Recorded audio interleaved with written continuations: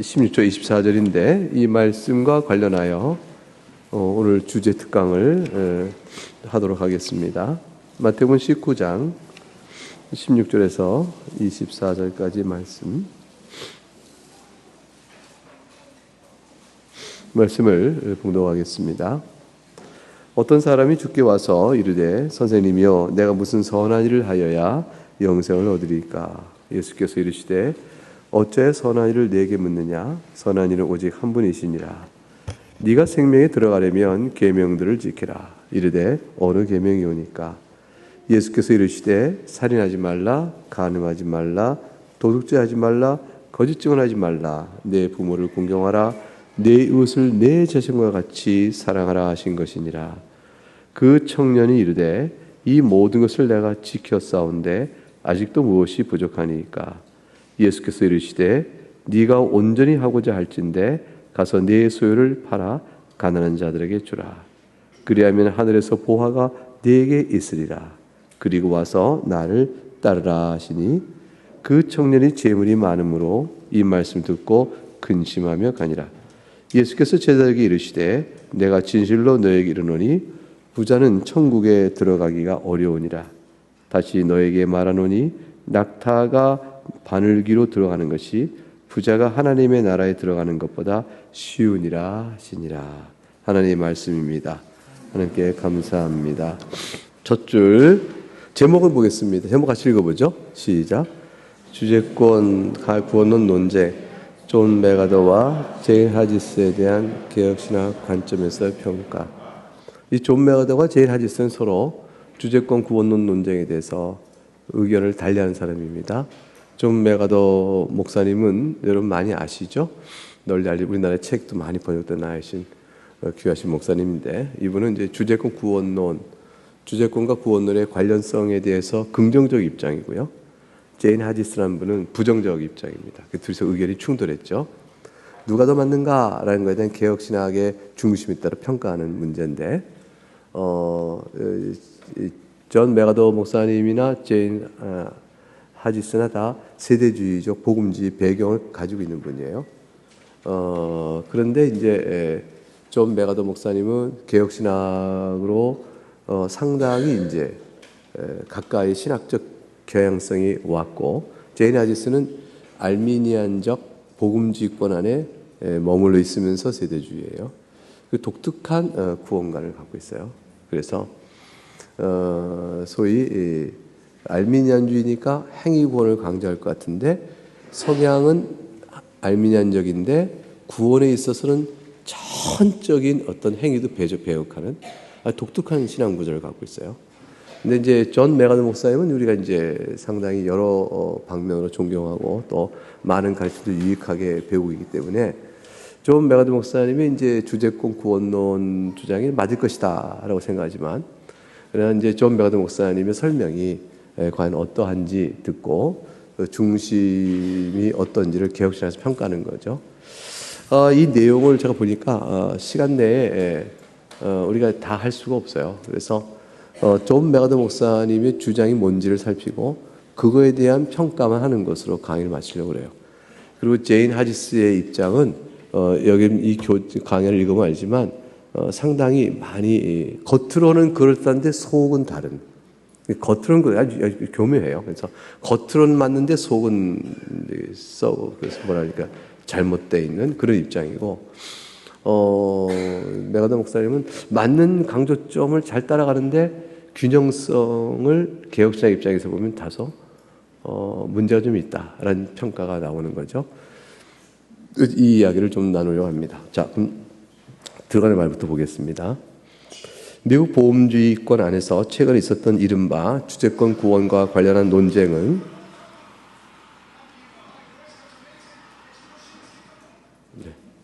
달나라 가고 있는 중인 것 같아요. 전국적으로 전 세계적으로 위성 중계가 되고 있는 것 같습니다. 근데 김정도 집사님은 그 독일어예요, 영어예요? 뭐 이렇게 듣는 게 다 다른가 봐요.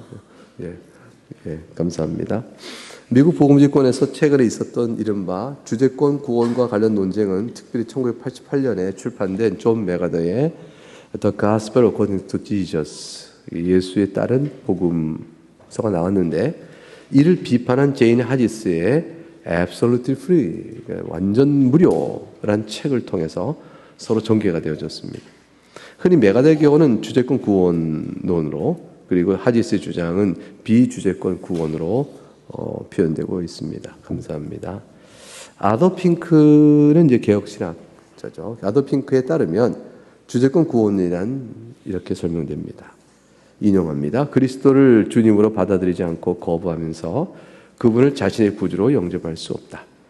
그러므로 그리스도의 홀, 왕권을 상징하는 홀이죠. 홀에 절하지 않고 자신의 마음과 삶에 그분을 왕자로 모시지 않으면서도 자신이 그를 구주로 믿고 있다고 상상하는 사람들은 속고 있는 것이다. 여기까지 인용입니다. 핑크의 설명은 주제권 구원을 비판하는 리빙스턴 블라우드 벨트의 정의에 일치한다. 이 리빙스턴 블라우드 벨트는 주제권 구원을 비판하는 입장의 사람이에요. 근데 그 사람이 주제권 구원을 이렇게 이해했어요. 블라우드 벨트는 주제권 구원이란 인용 구원을 받고자 할 때 사람은 예수 그리스도를 죄에서 구원하시는 구세주를 믿고 또한 그리스도의 주권적 권위에 항복하면서 그리스도를 자신의 삶의 주님으로 인정하며 헌신하여야만 한다는 견해. 인용 끝라고 정리합니다. 이 논쟁의 요점은 여러분 지금 벌써 정의를 들으면서 이거 맞는 얘기인가 틀린 얘기인가 어떤 점은 부담인데 어떤 건 맞는데 다 맞잖아 아니야 좀 이상해 뭐 등등 의견이 있을 수 있어요. 자, 이 논쟁의 요점은 그리스도를 자신의 구주로 영접하기 위해서는 그리스도를 또한 주님으로 인정하고 주님께 행복해야 하는가? 아니면 그렇게까지 할 필요는 없는 것인가에 있습니다.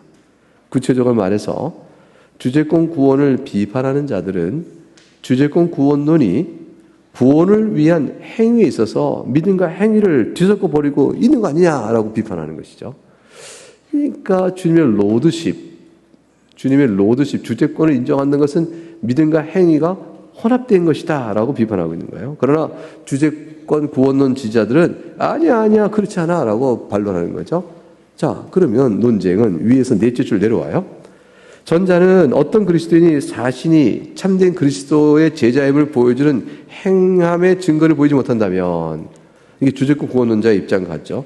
그는 구원을 받지 못한 자라는 점을 강조하는 것인데 또 여기서 후자는 전자보다 율법주의와 반율법주의입니다만은 묘하게도 주제권 구원론과 연결돼가요.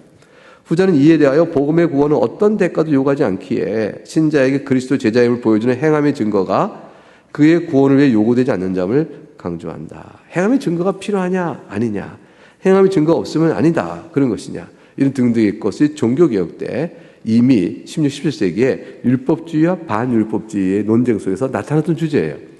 이 주제가 새롭게 복음주의권 안에서 주제권이라는 이름으로 다시 등장하고 있는 것 같죠. 원리는 똑같이 풀어져요. 성격은 좀 다르지만, 자, 어느 편이 밑에 셋째 줄 종교개혁 신학에 충실한 것일까? 양편은 각기 종교개혁의 지지를 받고 있다고 주장한다. 그러나 개혁 신학을 배경으로 하는 신학자들은 대체로 예를 들어 제임스 보이스와 제임스 패커와 같은 이들은 하지스가 말하는 비주제권 구원의 복음과 구원하는 은혜에 대한 개념은 하지스는 극단적이다, 이례적이다라고 평가를 합니다. 마이클 호트는 우리가 주일 아침 장년교회도 쓰고 있죠. 비주제권 구원을 하지스의 견해죠. 효과 없는 은혜로 이름 붙이는 게 낫다고 판단하면서 이들의 평가에 결을 같이 한다. 효과 없는 은혜, no effective grace예요. 그러니까 이게 이제 메가드의 견해도 문제가 있지만 이걸 비판한 하지스의 견해는 하나님의 은혜의 효과성이 열매로 드러나게 돼 있는 것을 no effective 그랬으니까 그런 열매를 드러내지 못하는 무능한 은혜를 말하는 것이냐라고 비판한 것이죠. 하나님의 은혜가 어찌 능력이 없느냐, 반드시 effective하다. 근데 그거를 무시했다. 그것이 이제 하지스의 비주제권을 주장하는 사람들의 문제점이다 하고 호튼이 얘기했어요. 물론 호튼이 메가드에서도 한 말이 있어요. 메가드의 한 말. 메가드도 비판합니다. 그러니까 호튼은 양쪽에 있어서 개혁신학 입장을 갖고 양쪽을 다 문제점을 짚고 있는 점을 볼 수가 있는데 좀 더 자세히 보죠. 자, 그러면 존 메가드의 주제권 구원의 논증은 뭔지 그거 이제 살펴보도록 하겠습니다. 우리 여러분 이쪽이에요. 이쪽이 1번. 여러분도 보셔요. 눈 있고 글이 있으니까 이해가 안 가도 따라 보세요. 예, 한번 읽어보는 거야. 여러분 지금 이제 수준이 높아진 거야. 이거 읽고 나면 모르는 것마다 줄쳐. 여러분은 모르는 것 줄쳐서 집에 가서 다 물어봐. 뭘 줄쳐가지고 엄마 아빠 잘 설명해 주실 거예요. 예, 존 메가더의 주제권 5번 논증. 존 메가더는 예수에 따른 복음에서 그리스도의 구원의 복음이 복음 집권에서 잘못 전하고 있다는 사실들로 비판하고자 합니다. 그 비판의 의식을 갖고 쓰신 거예요. 메가더가 짚는 비판점은 뭐냐? 그리스도의 주제권을 왜 복음에서 분리시키느냐? 이게 메가더가 비판하는 거죠. 메가더의 생각에 복음이란 죄인을 불러다가 그리스도 권위 아래 복종시키는 게 복음인데 왜 이거 분리시키냐 하는 것이죠. 메가더는 자신의 주장을 이게 바로 주제권 구원이다. 주제권을 인정케 하는 것이 구원이다라고 말하면서 이러한 것을 너무 마땅한데 이걸 마치 행위구원이라고 말하는 것은 그들이 자기 주장을 매도하는 것이라고 말합니다. 그러니까 메가더의 자기 변호의 초점은 내가 행위구원이 아니라 주제권 구원을 말하는 거야. 주제권 구원이 왜 행위구원이 아닌 줄 알아? 이렇기 때문에 그래. 주제권 구원은 종교적 신학에 맞다고. 행위구원은 틀린 거지. 내가 지금 행위구원을 말하고 좀 착각한 건 이유는 당신들이 그리스도 주제권에 대한 마땅한 것을 인정하지 않으니까 주제권의 구원이 맞는데 그걸 인정하지 않으니까 마치 내가 행위구원처럼 보이는 거라고. 근데 제대로 이해하면 주제권 구원과 행위구원의 차이를 알 수 있을 것이고 내가 성경적이고 맞고 신학적 전통에 맞다는 걸 알게 될 거야. 이게 이제 메가더 주장이죠. 우리의 초점이나 관심은 과연 메가더가 결국 주제권 구원의 내용을 과연 행위구원과 딱 개념적으로 구별하여 그것을 성경의 가르침의 근거를 토대로 제대로 성공적으로 설명했는가? 논증의 성공성이 있죠. 과연 그것을 보는 거죠. 근데 결론부터 얘기하면 메가더는 그 부분에서 실수를 몇 가지 해요. 그래서 결국은 성공적으로 잘 세우지 못했어요. 의도와 방향성은 필요했으나 체계화시키는데 실수가 있었다. 그게 제 평가예요. 그래서 개혁신학의 전체 골간에 비춰보면 이미 17세기 완성된 문제를 20세기 후반에 복음집권이라는 그쪽 안에서 이렇게 논란을 일으키며 새로 교리책을 세우려고 하다 보니까 결국은 옛것에 답이 있는데 답을 완성적으로 못했다. 이렇게 볼 수 있을 것입니다. 자, 메가더의 주장이 어떠하기에 행위구원을 시사하며 이신칭의의 교리를 거스른다고 비판받는 것일까? 왜 주제권 구원이 이신칭의를 거린다고 비판받는 것일까? 메가더는 구원 사역의 여러 요소를 총체 연결해 설명합니다. 그런데 그 다음 인용 부분 보면요. 메가더의 글인데요. 구원은 어떤 면에서 변함이 있을 수 없다. 하나님 구원 사역으로 회개, 믿음, 거룩하게 됨, 항복, 복종, 영광 속에 됨을 다, 영화를 다 일으키신다. 이 모든 요소를 일으키실 때 사람의 노력에 전적 의존했기 때문에 이 요소 어느 하나라도 결여되면 하나의 구원 사역일 수 없다. 이렇게 얘기했어요. 그러니까 하나의 구원 사역은 이 요소가 다 드러나는 하나의 하나님의 단일한 사역이라는 거죠. 이건 굉장히 맞는 얘기예요. 하나님의 단일한 은혜가 이렇게 여러 가지 측면으로 구원의 결과를 만들어냅니다. 자, 그래서 위에서 셋째 줄 구원 사역에 대한 총체적 관점을 제시합니다. 그래서 그러하게 메가더의 판단에 따르면 구원을 받는 믿음을 가지고 있으나 회개하지 않는다면 하나님의 말씀에 항복하고 헌신하지 않는다면 그것은 잘못된 일이다. 그거는 따로따로 띄워놓으니까 말이 안 된다. 믿음은 뒤에는 회개와 말씀의 항복과 헌신과 이거는 하나님의 단일 사역으로 연결되어 있는 것이다. 총체적 관점을 가져야 한다. 이렇게 이야기하죠. 자, 그러면 메가더는 이러한 판단 아래 회개, 믿음, 제자도 그리고 주님의 핵심에 대한 주님이라는 핵심에 대한 이해 차이가 있음을 제시하면서 자, 저자의 정당성을 논증한다. 그 논증을 어떻게 보면 정리해 보도록 하겠습니다. 넘어가서 3쪽 1.1 자, 메가더의 주장의 첫 번째, 회개로 부르심 얻는 구원이다. 구원은 회개로 부르심을 얻는, 회개가 없으면 구원이 없다. 이런 얘기죠. 회개야말로 예수의 모든 공적 설교에 계속해서 반복적으로 드러난 주제 아니냐. 근데 이 회개는 뭐냐? 회개는 맨 그 위에 셋째 줄, 죄에 대해서 단지 수치감을 느끼거나 유감스러워하는 정도에 멈춘 회개가 아니다. 회개는 지정의의 세 가지 요소가 다 포함되는데 이거는요 루이스 폴코프의 책을 참조해서 이렇게 인용했어요. 첫째, 지적으로 내가 회개는 우리가 죄인하는 것, 우리 죄가 거룩하지 하나님을 모욕했다는 것, 그리고 이 죄에 대한 책임이 전적으로 자신의 것이다. 이거를 지적으로 인식하고 있어야 된다.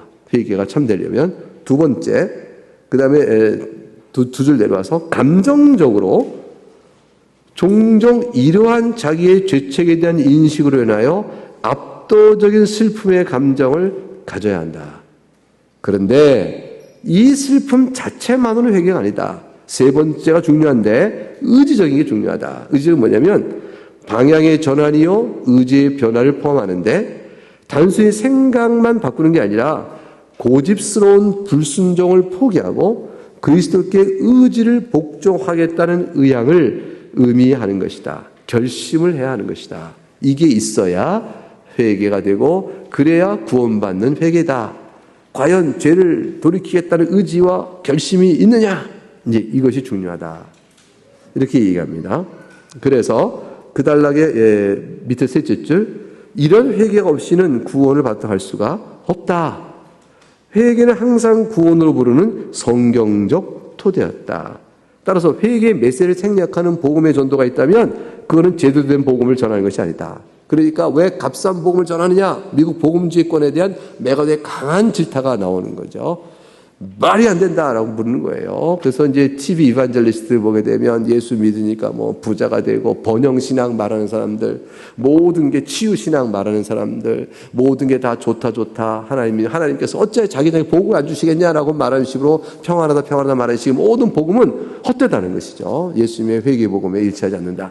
이게 메가더가 말하고 싶은 초점이에요. 이렇게 주장을 했어요. 자, 두 번째. 순종은 그렇기 때문에 회개의 의지적 요소를 생각하면 의지 요소에 따른 즉 결단과 결심에 따른 결과물이 뭐냐면 순종일 테니까 순종은 참된 믿음을 결정지어주는 본질이다 했어요. 참된 믿음이 아니냐를 결정짓는 참 본질이 뭐냐? 순종이다 이렇게 얘기했어요. 그래서 이제 넘어가서 4쪽에 가게 되면 위에서 셋째 줄 메가더는 야고보서 2장 14절과 26절을 들어 말하면서 행함이 없는 믿음은 죽은 것이요 결코 구원을 주지 못함을 강조한다. 믿음은 결코 단순히 어떤 사실을 지적으로 받아들이는 한순간의 행위가 아닌 것이다. 믿음은 하나님의 선물인데 믿음은 마지막 이를 때까지 인내로 지속될 것을 보장한다. 아울러 이 믿음은 하나님 뜻을 따르고자 하는 의지와 능력을 가지고 있다. 다시 말하면 믿음은 순종을 포함한다. 더 나아가서 밑에서 그 단락의 두째 줄을 보게 되면 순종과 믿음은 동일하다라고 말을 했어요. 그것의 근거로 요한복음 3장 36절을 얘기했거든요. 요한복음 3장 36절 그 가로 안에 있는 작은 글씨 읽어볼까요? 시작. 믿는 자에게는 아들을 순종하지 않은 자는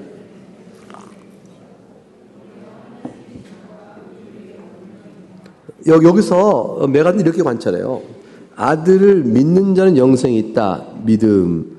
근데 아들을 순종하지 않는 영생을 보지 못하고 그래서 영생을 얻기 위해서 하나는 적극적인 설명으로 믿는 자, 하나는 부정적 설명, 소극적 설명으로 순종하지 않은 자 이렇게 되어 있는데 요걸 보게 되면 결국 믿음과 순종이 동일한 것이다 라고까지 얘기를 합니다. 그렇게 얘기해요. 순종은 구원받는 믿음의 최소한 필수적인 부분이요. 그것이 없으면 구원을 못 받고 그것이 있어야 된다. 이렇게 얘기합니다. 그 다음 세 번째, 구원은 그럼 이렇게 순종을 해야 되는 구원 순종은 무엇을 순종하느냐? 선택적 순종이에요.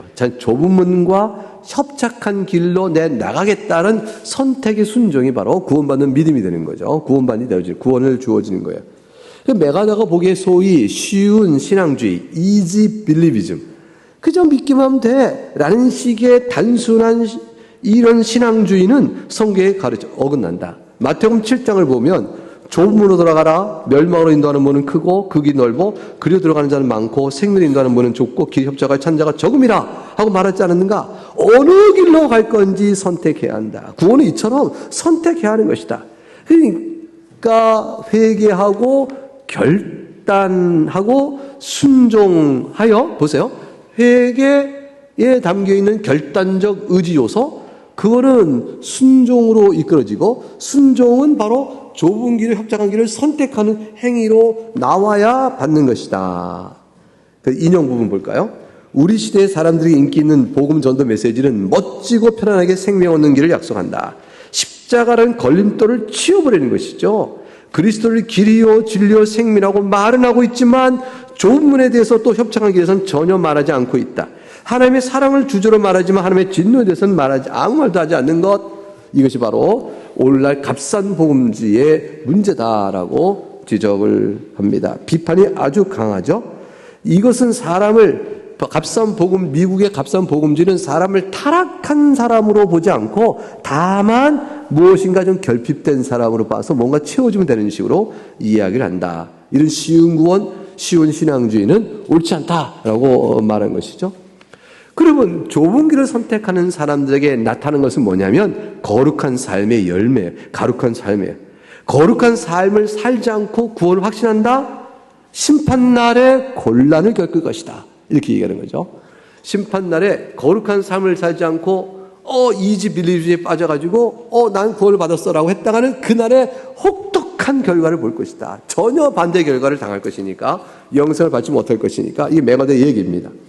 메가더는 자신의 강요에 대하여 비판하기를 믿음으로 의롭다 하시는 은혜가 신자를 단지 의롭다고 간주하는 것이 아니라 의롭게 만드는 것이 되게끔 하는 것을 보인다. 그러니까 메가더의 강의를 듣고 다른 사람들이 말할 때, 비판할 때, 여보시오, 당신은 믿음으로 의롭다함을 간주받는 그 은총을 당신은 믿음으로 의롭다는 사람이 되어버리는 변화로 바꿔버렸습니다.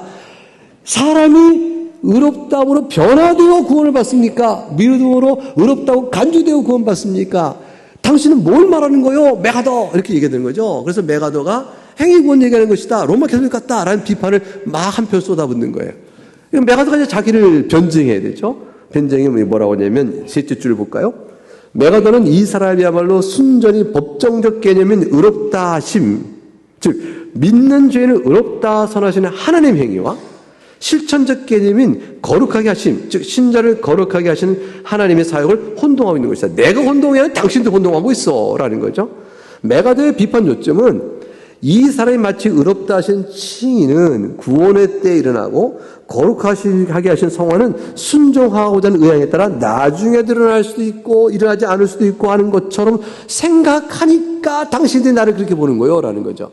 메가더 무슨 얘기하고 싶으냐면 칭의와 성화는 개념적으로 구별되지만 항상 같이 있는 거요. 구원의 본질적인 것이요. 칭의만 있고 성화가 없는 구원은 없고 성화만 있고 칭의 없는 구원은 없는 거요. 나는 칭의와 성화를 같이 말하기 때문에 그렇게 말하는 거요. 그런데 이것을 따로따로 있는 것으로 생각하는 당신들의 생각 때문에 마치 내가 의롭다 하는 자가 변화되어야 구원받는 식으로 말하는 거로 들리는 거지. 이것 봐. 의롭다움을 간주받는 것과 의롭다움을 변화되는 성화가 항상 구원의 본질적 요소라면 그런 말을 할 때 의롭다움을 간주받아 구원받았다고 말할 수도 있지만 의롭다고 변화받아 구원받았다고 말할 수 있는 거 아닌가. 근데 변화돼서 구원받았다고 말하는 것이 내가 이 변화된 것이 구원의 근거라고 말하는 건 아니야 라고 이제 메가더는 자신을 변증하는 거죠. 그래서 메가더의 초점은 그거예요. 그래서 이 성화의 본질적인 구원의 특성 때문에 이 성화가 없이 구원받았다고 말하는 사람은 큰 코 다친다. 전혀 아니다. 성화 열매가 반드시 있어야 한다. 이제 이 얘기를 합니다. 그래서 메가더 그 단락 끝에 보면요. 메가더는 말하기를 성화는 구원을 받는 조건이라고는 하진 않겠다. 그러나 구속받은 자들의 반드시 드러난 특성이다라는 점을 강조하고 싶다. 이런 이해에 따라서 메가더는 구원의 필수의 두 요소, 칭의와 성화의 관계로 혼동하여 거룩한 삶을 살지 않고도 의롭다고 관전하는 법적 거래, 법적으로 내가 서로 거래를 통해서 그러면 구원을 받았다고 생각하는 사람 마지막 날에 심판할 때 충격을 받을 것이다. 주여 주여 하는 자마다 정에 들어갈 것이 아니요 아버지 뜻을 행하는 자가 들어가지 않은 말씀이 그때 선포될 것이다. 그 밑에 넷째 줄, 주제권에 대해 알고 있었더라도 주님께 항복하고 주님 뜻대로 따르지 없다면 가룟 유다가 그런 자 아니겠느냐 이렇게 얘기해요. 그래서 가룟 유다라 하고 특징적으로 지적까지 했어요. 굉장히 무섭고 강한 비판을 한 것이죠. 그래서 6쪽에 가게 되면 예컨대 마태복음 7장 24절과 27절을 보자. 예수님께서 반석 위에 세운 집은 무너지지 않으리라 했는데 이 반석 위에 세운다는 게 뭘까?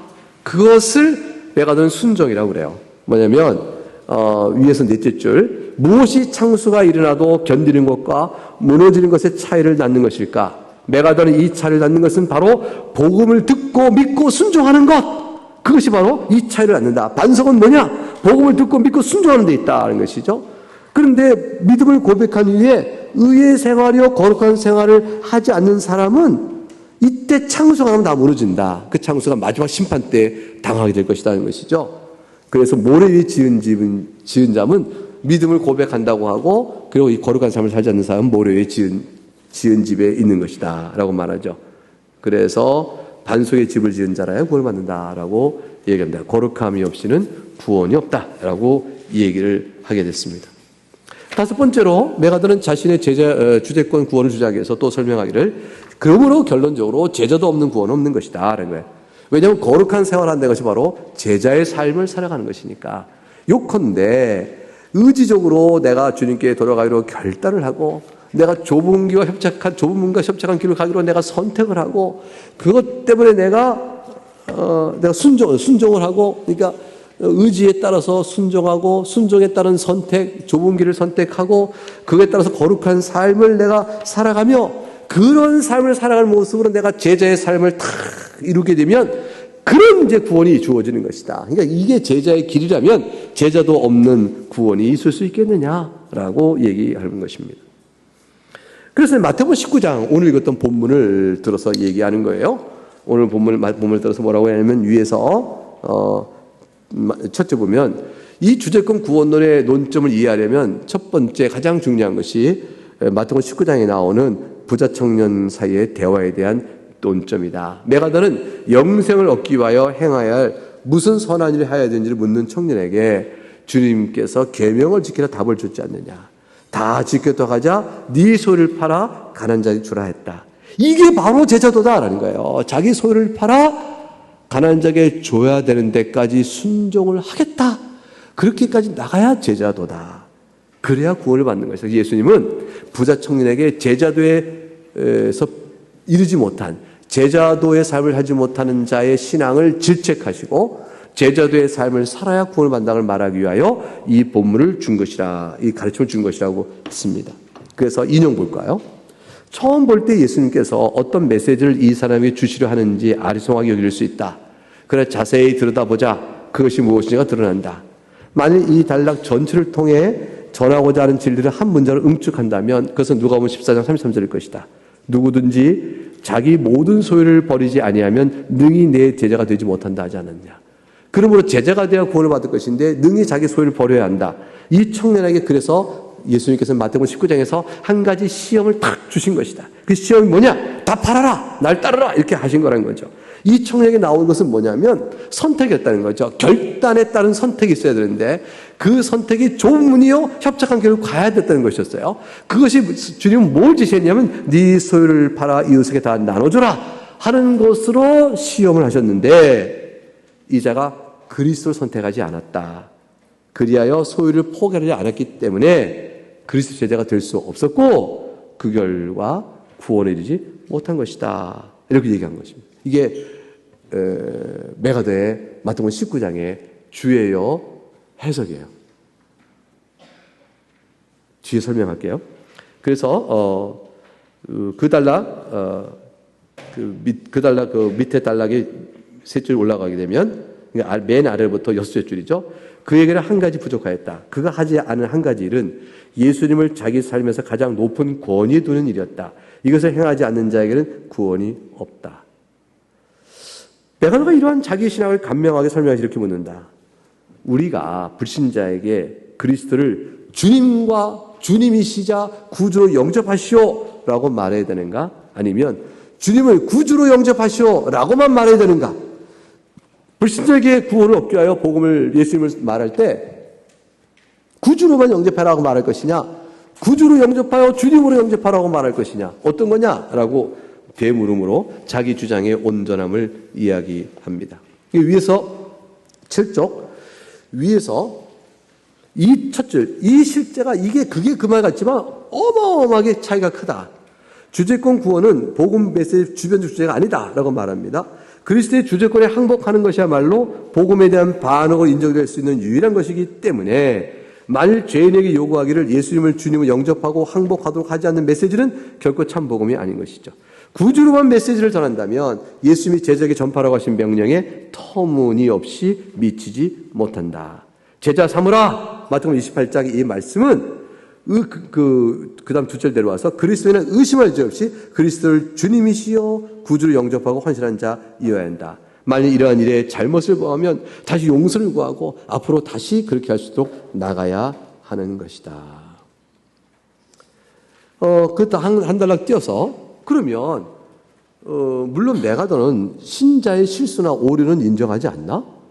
이게 이렇게 되는 건 누가 구원받겠나? 이런 생각이 들 수 있을 때 메가더 이렇게 말합니다. 그리스도인의 제자도를 말하면서 그리스도는 항상 그리스도 옹호할 것을 뜻하지 않는다고 말합니다. 베드로도 주님을 3번에 부인했죠. 디모데가 복음을 증언하고 복음을 위하여 헌신한 일이 있어서 복음에 갇힌 자 바울을 부끄러워할까 봐 복음을 부끄러워하지 말라고 또 말하지 않았느냐? 메가더 이런 일이 있을지라도 참 제자라면 역으로 자신의 신앙 의도를 항상 숨길 수 없는 것이다. 그러니까 실수는 있겠지만 그거 말고 제자임을 드러낸 증거가 항상 드러날 수밖에 없다. 베드로가 실수가 있다 해서 베드로가 예수님을 제자로서 제자도를 행하는 자임의 증거가 없느냐? 베드로는 그 제자의 증거가 많다. 근데 실수가 있었던 거죠. 디모데에게 없느냐? 그게 제자도의 증거가 많다. 근데 실수가 있었다. 이런 것이지. 따라서 이런 실수가 있었다는 사실을 들어서 제자도가 구원의 조건이도 이유다라고 말하지 않으려고 하면 그건 잘못이라는 것이죠. 있어야 할 것을 말하고 어쩌다 있는 잘못들은 잘못대로 보고 돌이켜서 더 제자로 달아갈 수 있도록 나가야 하는 것이지 어떻게 그럴 수 있겠느냐라고 하는 것이 자기 주장입니다. 자, 그래서 결국 주제권, 제자도의 구원로를 형성했으므로 그리스도의 주제권에 대해서 이야기를 합니다. 메가더는 그리스도를 구주로 믿는 것과 주로 삼는 것은 별개 분리된 결정이라는 주장에 대해 강하게 비판합니다. 인용합니다. 그리스도를 구주로 신뢰하기로 결심하고 그 후에 그를 주님으로 삼기로 결심하는 것은 서로 구별되는 별도의 결정이다. 이게 지금 메가더가 비판하는 사람의 주장이에요. 그러니까 어떤 사람이 메가더가 달리 이렇게 말하는 거죠. 이것 보쇼 메가더. 구주를 신뢰하기로 결심하고 그거 하고 나중에 주님으로 섬기로 결심하는 것은 별도의 결정이요. 전자는 믿지 않는 사람 믿으려고 할 때 구주로 받아들이겠다고 결심하는 것이고 또 신자로서 나가는 것은 또 다른 결심이니까 이 두 개의 결정이 가깝게 할 수도 있고 또 시간적으로 거리가 있을 수도 있어. 그러니 구원은 항상 주제권, 즉 주님을 나의 주님으로 예수님을 나의 주로 섬기는 이러한 결정과 결심보다 내가 예수님을 나의 구주 섬깁니다 하는 것이 항상 먼저 있을 수 있는 것이므로 여기에 시간차와 또 결정의 거리를 둬야 합니다. 그래서 구원은 항상 위에 셋째 줄 주제권보다 우선해야 합니다.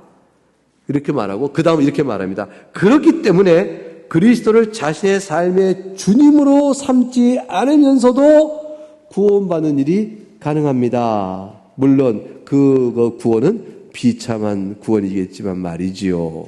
구원 자체가 불가능은 아닙니다. 라고 말하는 사람의 입장이 있어요.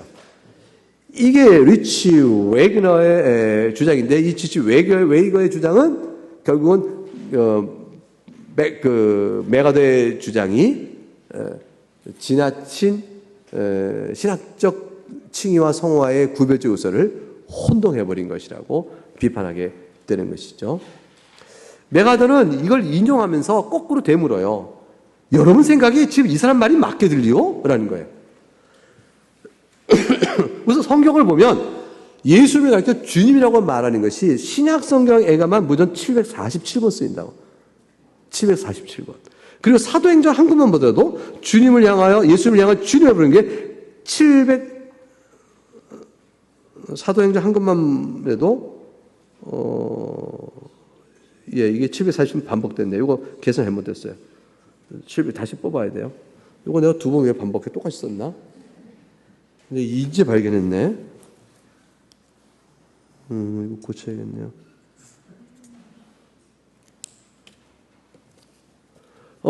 그리고 단지 두 번만 구주라고 부르고 있고, 메가더는 그리스도의 주제권은 따라서 항상 예수님을 주님이라고 부르는 게 이렇게 많이 반복되고 있다는 것은 호칭의 빈도수를 보더라도 그리스도의 주님을 인정하는 주제권이야말로 기독교 메시지의 핵심이라고 말합니다. 그래서 사도행전 2장 21절에 누구든지 주의 이름을 부른 자는 구원을 받으라 했는데, 여기서 구주의 이름을 부른다고 되어 있냐, 주의 이름을 부르고 되냐. 메가더가 이렇게 약간 신경질적으로 물어봐요. 구주의 이름이냐, 주의 이름? 빨리 말해봐. 빨리 말해봐. 뭐죠? 구주의 이름이냐, 주의 이름인데요. 그것 봐! 구원을 받는 사람은 주의 이름을 불러야 믿으니까 주제권이 맞지. 이 단순한 지적까지 끌어옵니다. 사도행 2장 36절도 이스라엘 온 집은 확실히 알지 너희가 십자가에 못 박은 이 예수를 하나님이 주와 그리스도 되게 하셨다. 주 예수를 믿으라 하지 않느냐. 이렇게 표현되고 있으므로 주제권이 더 오는 것이다까지 얘기하고 있습니다. 그래서 그 다음 단락 38번 그 인용 부분 보면 이것도 주제권을 반대하는 사람의 주장을 옮겨놓고 메가더가 이 말이 맞겠냐? 터무니없다는 얘기를 하려고 했어요. 그 사람의 부분이 뭐냐면, 구원받기 위해 그리스도의 주제권을 선행 조건으로 제시한다면 은혜보다 행위를 강조하는 것이다. 하나님께서는 사람에게서 무언가를 필요로 하지 않으신다. 그분의 구원은 무조건적인 선물이다. 사람의 역할은 그 선물이 자신의 죄값을 치르기에 충분한 것을 믿고 받아들이는 것 외에는 아무것도 없다라고 말하는 이 주장에 대해서 메가더는 완전히 성경의 진리를 왜곡하는 것이라고 비판합니다. 왜냐하면 예수님을 주님으로 인정하고 항복하는 것은 예수님을 구주로 믿는 일과 마찬가지로 사람의 공로적 행위가 아니라는 것이죠. 예수님을 주님으로 인정한다고 해서 사람의 공로냐? 아니다는 것이죠. 오히려 어떤 행위도 하나님께 공로를 얻을 만한 선한 행위가 안 되기 때문에 사람의 공로와는 상관없고, 예수님을 주님으로 인정하는 것은 성경에 가르친 교훈 그대로 따라가는 것이기 때문에 올바른 것이라고 이야기를 해요. 자, 이런 것에 대하여 제일 하지스라는 사람이 나름대로 비판을 쭉 합니다. 비판을 쭉 해요. 비판의 열매의 제목만 보면 믿음이란 뭐냐? 내적 확신이다. 의지라고 회개 요소에 의지 요소까지를 넣어서도 그 의지 요소 때문에 그게 선택적 결단의 행위로 나가야 한다고, 그건 믿음을 확장시키는 거지. 믿음은 내적 확신입니다. 그 다음에 두 번째 10쪽의 맨 아랫줄, 선물은 믿음이 아니라 구원입니다. 믿음이 선물이에요. 구원 자체가 통틀어 선물인 거예요. 믿음만 선물인 거 아니에요. 그렇게 얘기했고, 그 다음에 11쪽의 맨 밑에 셋째 줄, 믿음은 이 구원의 선물을 그저 받는 것이죠. 하나님이 은혜로 주신 구원의 선물을 그저 받아들이는 게 믿음이에요. 내가 더 믿음을 잘 오해했나 봐. 그거고. 그 다음에 12쪽 가게 되면 2.4에 구원받는 믿음의 단성과 믿음 효과의 영구성. 한 번 믿으면 그 믿음으로 구원을 받은 사람은 그 구원이 영원한 것입니다. 구원이 취소했다가 또 줬다 하는 것이 아니거든요. 한 번 믿음으로 의롭다함 받은 것이 다시 반복되지 않듯이 믿음으로 의롭다함 받은 사람의 의롭다함은 영구한 것이니까 그 믿음 또한 계속적 효과가 가는 것입니다. 메가더는 어떻게 꼭 사람이 구원받았다가 말 수 있는 것처럼 얘기합니까? 그런 거고, 13쪽의 다섯 번째는 신앙의 열매? 신앙의 열매가 없으면 그럼 어떠냐고요? 메가더 당신은 구원받지 않았다는 표시라고 말하고 있죠. 아니에요. 신앙의 열매인 덕목이 없어도 구원받지 않았다는 뜻은 아니에요. 구원받지 않은 사람이라도요, 구원받은 사람이라도 신앙의 열매의 덕목이 없을 수 있거든요. 그러니까 신앙 열매의 덕목이 없다는 것이 구원받지 않았다는 걸 말하는 건 아닙니다. 구원받은 사람도 신앙의 열매의 덕목이 없을 수 있거든요. 왜 그걸 모르죠? 이런 얘기예요. 그 다음에 밑에 14쪽, 밑에서 셋째 줄, 뭐요? 구원은 제자도로 받는다고요? 구원이 제자도라고요? 천만의 말씀. 구원은 믿음으로 받는 것이 제자도가 아니라니까요. 이렇게 반론을 펴요. 그리고 매주 끝을 맺습니다. 자, 여기까지 해서 하지스의 제목만 따져봤어요. 내용이 궁금하면 집에서 읽으셔야 돼요.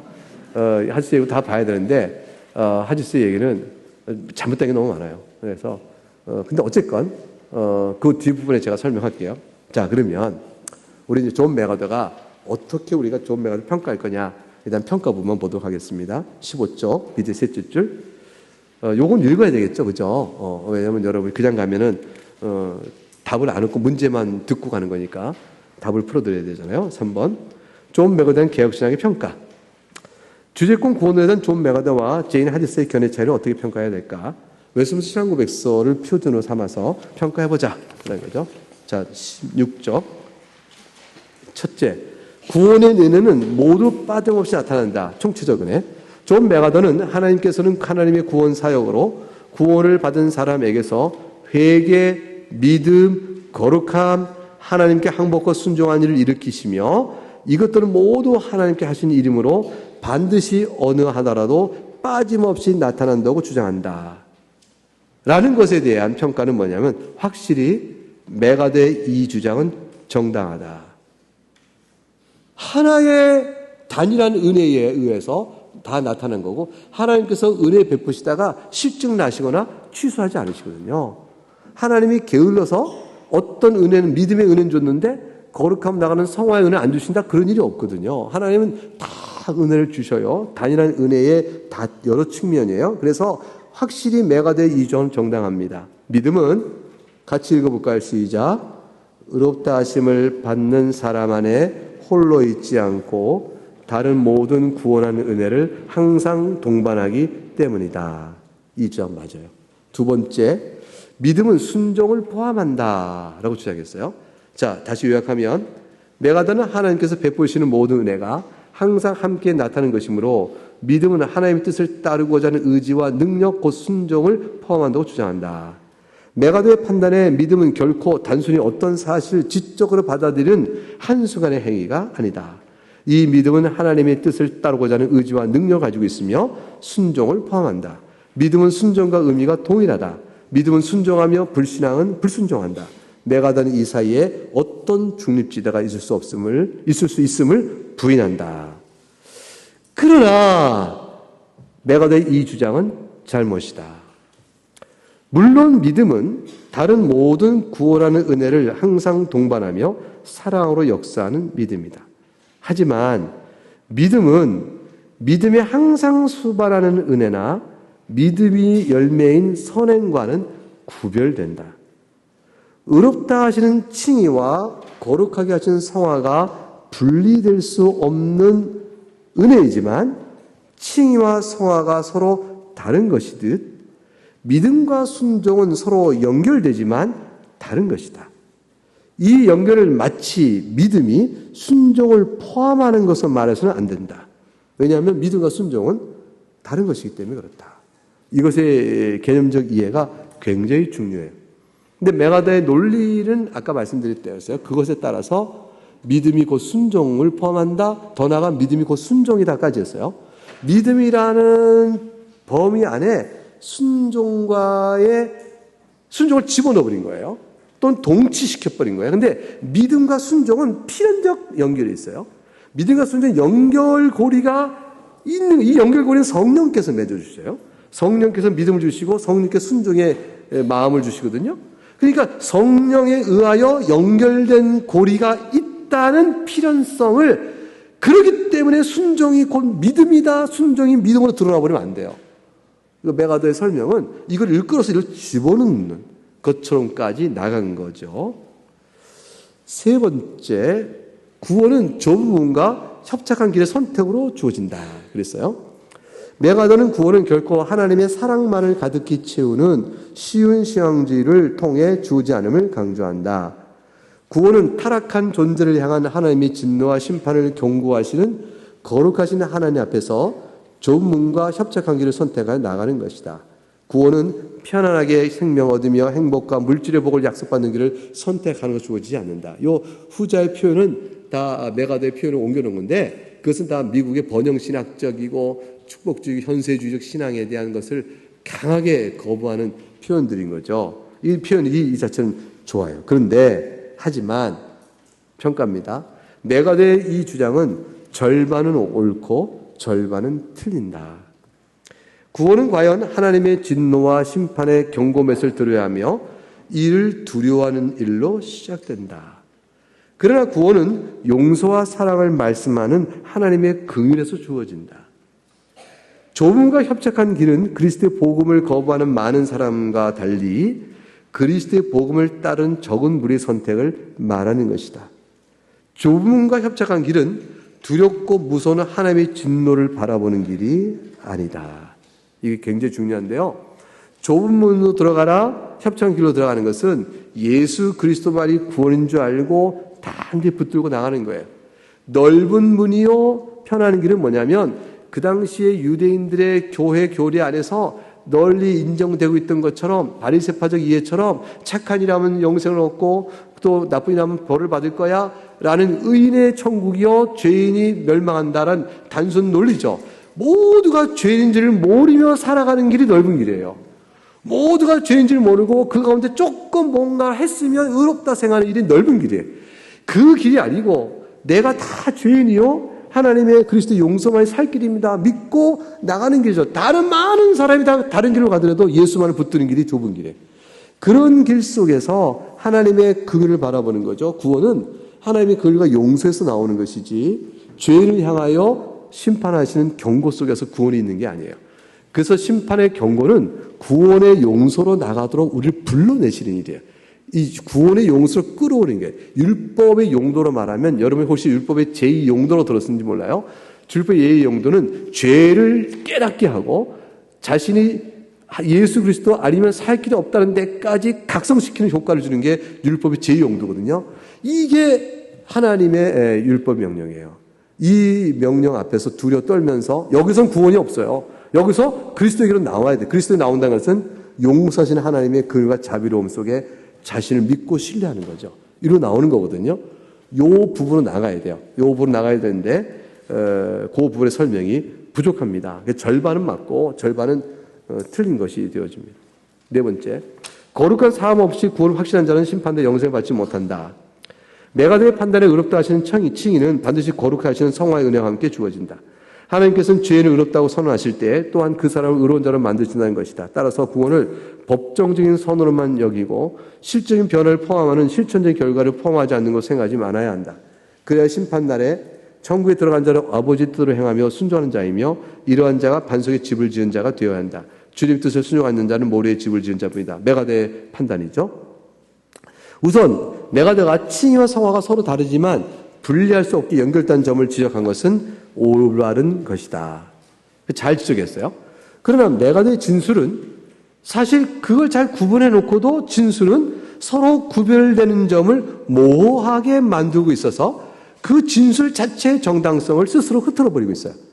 개혁신학에 따르면 칭의는 보응하시는 하나님의 진노에서 모든 신자를 차별 없이 해방하고 이들이 결코 정죄받지 않게 하시는 하나님의 은혜입니다. 반면에 성화는 모든 신자에게 동일하지 않고 현세에서는 결코 완전하지 않으며 다만 완전을 향해 자라나게 하는 은혜입니다. 이러한 차이점은 종말의 심판날에 영생을 얻는 길과 관련된 질문 앞에서 우리를 하여금 영생을 얻는 길은 성화의 은혜가 아니라 칭의 은혜를 바라보도록 인도하게 되어 있어요. 우리가 그날의 구원을 받을 수 있습니까? 할 때 성화를 보는 게 아니에요. 왜냐하면 모든 신자에게 동일하지 않고요. 현세는 완전하지도 않으며 완전하게 자라게 하는 은혜이기 때문에 이것을 바라보아 종말의 심판의 영생을 얻는 길입니까? 물어봐서는 안 되는 것이죠. 그게 아니고 칭의 은혜를 바라보며 영생을 이렇게 확신하도록 이끄시는 거예요. 이 부분을 정당하게 반영하지 않으면 심판날의 천국은 칭의 은혜로가 아니라 성화의 은혜로 들어가는 듯이 여길 수 있는 점에서 메가드의 진술은 정밀함이 부족한 것이죠. 신학적 균형이 다소 치우쳐요. 반석에 집을 짓는 것은 순종이 아니에요. 반석에 집을 짓는 것은 그리스도예요. 그리스도를 의지하는 것이 반석에 집을 짓는 것입니다.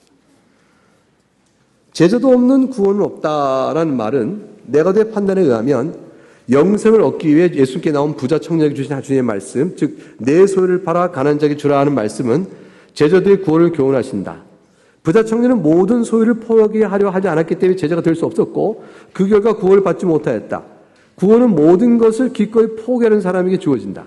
비록 그리스도의 제자가 항상 그리스도를 옹호하지 못할 수 있지만 역으로 참 제자는 사람 앞에서 자신의 신앙을 의도적으로 항상 숨길 수 없다. 여기까지가 메가더의 판단입니다. 그러나 메가더가 제자들의 구원을 지지하게 인용한 마태복음 19장 부자 청년의 비유는 잘못되었다. 이 비유에 대한 해석은 잘못되었어요. 부자 청년에게 주신 주님의 말씀은 율법으로 인해 죄를 깨닫고 그리스도에게로 나와야 함을 가르치기 위한 것입니다. 구원에 이른 제자도의 기준을 제시하려고 말씀한 것이 아니란 말이죠.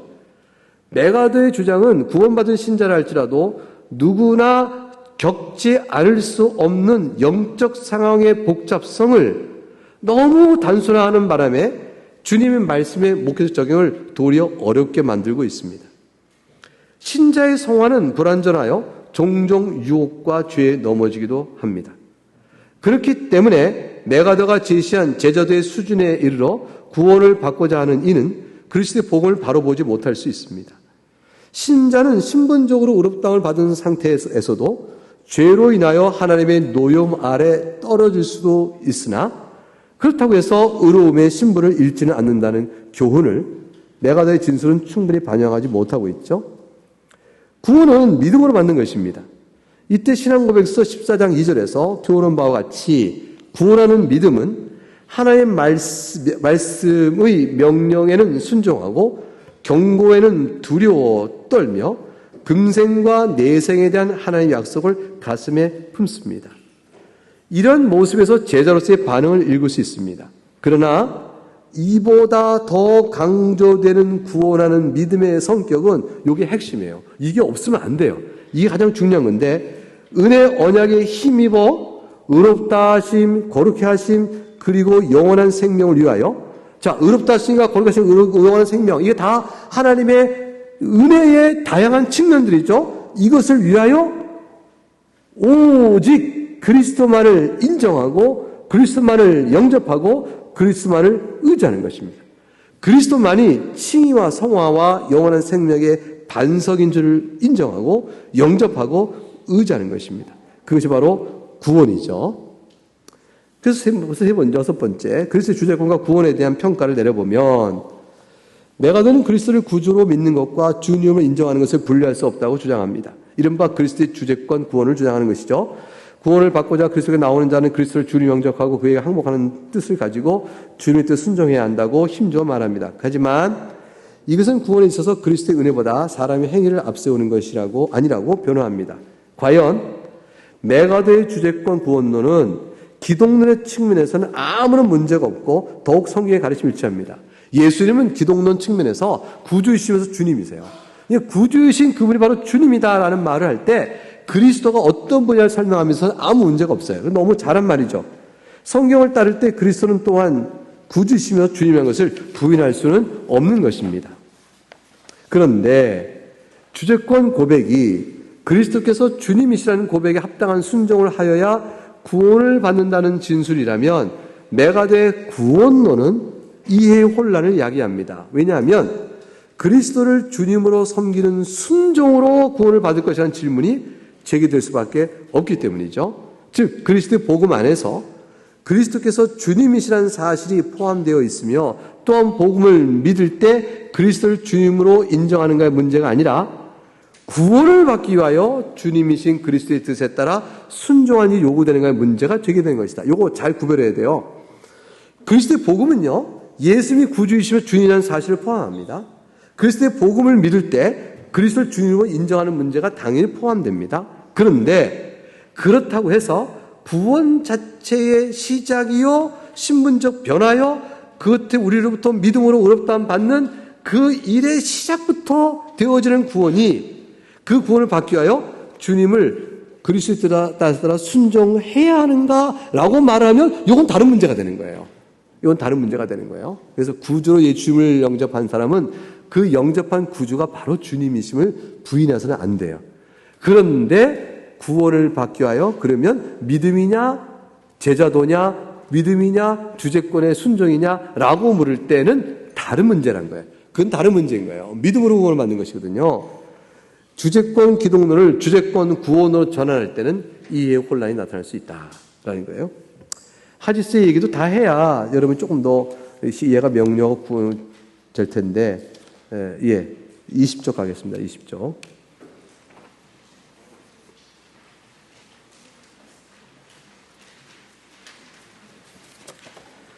결론 보겠습니다.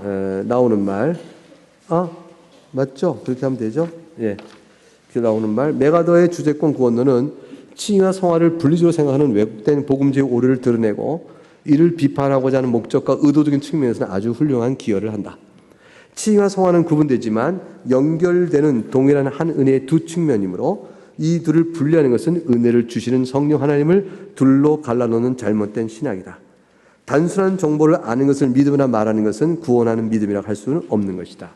이러한 정보적 지식을 믿음이라 말하고 이 지식을 가진 자를 신자로 칭하고 이런 자가 나태와 안일한 가운데 지낼 때 이들에게 회개하고 영적으로 각성해야 함을 가르치지 않은 채 그리고도 영생의 구원을 약속하고 행복과 물질의 복을 약속하는 종교생활이라면 이건 마땅히 거부돼야 한다.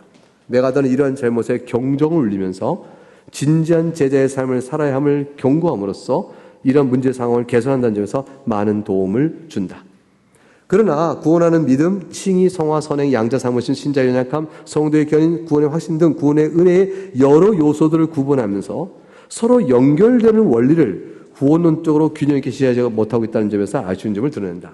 이런 이유로 메가더가 그리스도를 주님으로 섬겨 순종하는 회개의 변화를 먼저 내세우며 믿음으로 어렵다 하시는 은혜를 뒤에 두는 논리를 전개하는 거 아니냐라는 인상을 받는다고 말할 때 그런 비판을 메가더가 완전히 벗어나기 어려운 것이다.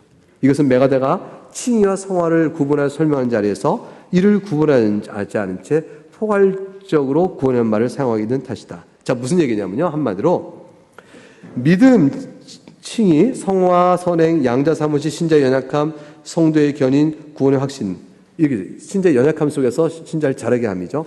이런 다양한 측면이 하나님이 주시는 하나의 은혜에 여러 다 연결되어 있어요. 연결되어 있다는 측면 때문에 구원은 이 전체적인 은혜의 결과가 나타나야 구원을 받는다라고 이렇게 얘기할 수가 이렇게 있다는 것이 메가더의 주장이거든요.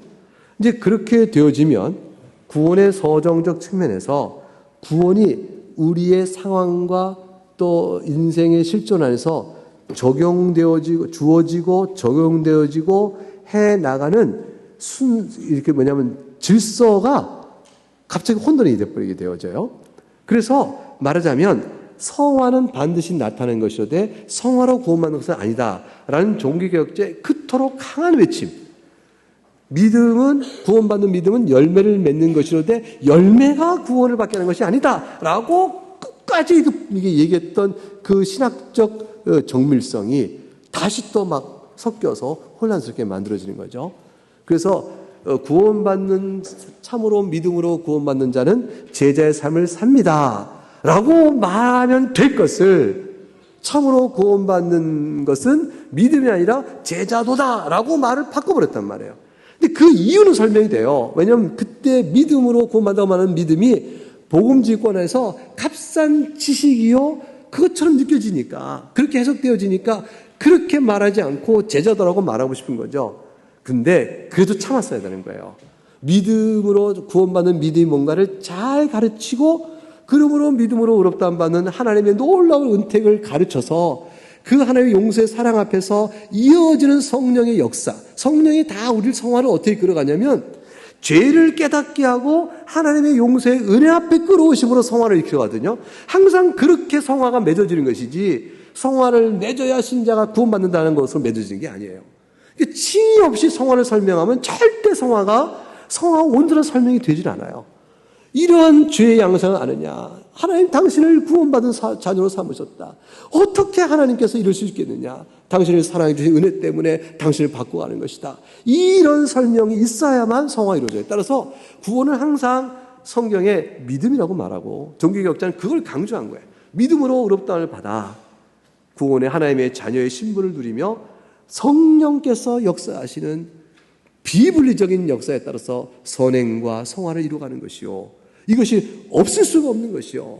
이렇게 얘기하고 있는 것이죠. 근데 그렇다고 해서 연결고리를 성령이 맺으시는 것을 성령의 연결고리를 빼버리고 성화를 또는 제자도를 구원 안으로 집어넣어서 구원이 순종이요 구원이 제자도다 이렇게 말하면 이게 바울의 세관점이라고 말하는 소위 말하는 요즘에 나와 있는 근대 잘못된 신학의 결과를 낳게 되는 것이죠. 그래서 값산복음에 대한 비평은 정당하나 값산복음의 경계 때문에 우리의 소중한 믿음의 원리를 버려버리면 안 되는 거예요. 그래서 신학의 중심을 가지고 서간다는 게 굉장히 중요한 거예요. 우리는 흥분하면 그렇게 말하게 돼 있어요. 당신은 행함이 열매가 없으니 구원이 없어 라고 말하게 돼 있어요. 흥분하면. 참아야 돼요. 참고 형제여 당신 믿는 바가 참되 진실하고 그리스도의 은혜로 우리가 하나님의 자녀가 되었다는 구원의 사실을 당신이 정말로 믿느냐 마음에 받느냐 정말로 그리하여 주 앞에서 회개하고 주의 말씀 따르기를 원하느냐 그 의지가 있느냐 그렇다면 여기까지 믿음이죠. 그렇다면 형제여 당신은 우리가 어떻게 해야 되겠습니까? 그때 형제가 뭐 이거 하면 됐지 뭘 더 필요해? 라고 말하면 어허 그건 아니요 열매가 꼭 있어 하고 당신 오해했어 라고 가르쳐야 되고요. 그래서 저는 믿음으로 구원받는다는 말 의심스러워요. 나는 꼭 행함이 있어야 구원받고 생각하는 게 맞다고 생각합니다. 말하면 오호 형제요 그건 아니요 이렇게 가르쳐야 되거든요. 그 중심을 잘 놓고 가르쳐야 한다. 이것은 쉬운 일은 아니나 우리가 성경을 읽을 때 바르게 봐야 될 신앙이죠. 그래서 웨스민스터 표준문서가 책이 나오면 꼭 사셔야 된다는 거예요. 그래서 1년 동안 그걸 다 읽고 매년 읽으면서 계속 가르침을 중심 잡아 나가야 하는 것입니다. 여기까지 해서 이 소위 주제권 구원론 논쟁의 의의와 또 개혁신학에서의 평가 작업을 간단히 드렸어요. 제인 하디스는 주제권 구원론을 비평한 사람이니까 그건 제척해버렸고요. 주제권 구원론을 주장한 분의 귀한 가르침과 의도에도 불구하고 신학적 균형성은 이런 게 있어야 한다. 여러분 이제 메가도 목사님의 이 주제권 구원에 관한 책을 읽으면 틀림없이 혼란에 빠져요. 그러니까 Gospel according to Jesus, 예수에 따른 복음 얼마나 좋아요. 성경을 계속 풀어가시거든요. 그런데 성경의 구절구절 해석이 종교개혁 전통, 개혁신학 전통에 따른 해석이 아닌데 본문을 그렇게 다르면 안 되는데 이건 과했는데 이런 것들이 나타나요. 그걸 여러분 분별 못 하신단 말이죠.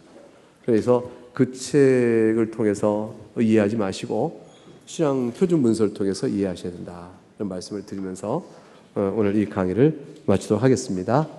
감사합니다.